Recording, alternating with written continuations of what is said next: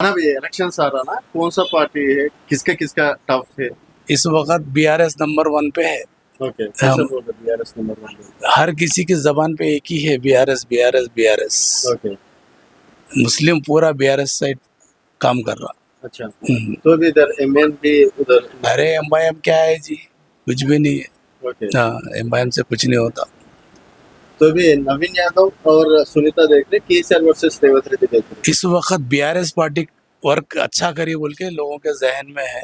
Okay, Congress government कुछ नहीं करी, इसलिए बीआरएस को लोग चाह रहे। तो क्या करे बीआरएस माइनॉरिटी के अब लिए? सबसे आप बेहतर जानते, डबल बेडरूम थी, घर सर छुपाने के लिए घर दी, सो है सबसे बड़ा काम वही है। ओके, हाँ। घर।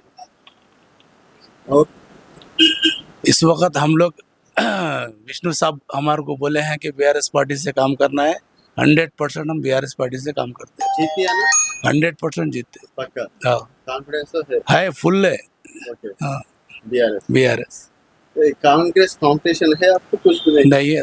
पूरा कंपटीशन। ग्राउंड वर्क बीआरएस का नंबर 1 चल रहा है। अच्छा, एक के वोटर ఐడి కార్డ్ का फोन नंबर लेके लिखेसो है।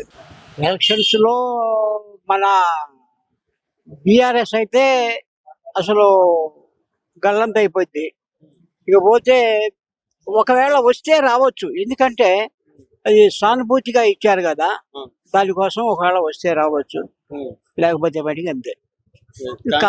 కాంగ్రెస్ వస్తుంది, ఫుల్ అభావం దానికి. తర్వాత బీజేపీ కొద్దిగా సెకండ్ పార్టీ రావచ్చు బీజేపీ అంతే. తాడేదో వస్తుంది. తాడు ఇంకా అదే బీఆర్ఎస్, ఇంకా తాడు మూడే కదా ఉంది, ఇంకేముండే. అదే సంగతి. కాంగ్రెస్ ఏం చేసిందంటే ఇప్పుడు దాకా చేసింది అయితే కొన్ని ఉన్నాయి, కానీ బాగానే ఉంది మొత్తానికి. వాడు సల్మాన్ ఖాన్ వచ్చినట్టు కొంచెం పెరిగినట్టు కనబడుతుంది. బీఆర్ఎస్ ఎఫెక్ట్ ఉంటుందా? ఎఫెక్ట్ కొంచెం ఉండొచ్చు అటు, అయినా కానీ మళ్ళీ కూడా కాంగ్రెస్కే ఉంటుంది. బీజేపీ ఏమైనా ఛాయిస్ ఉంటుంది?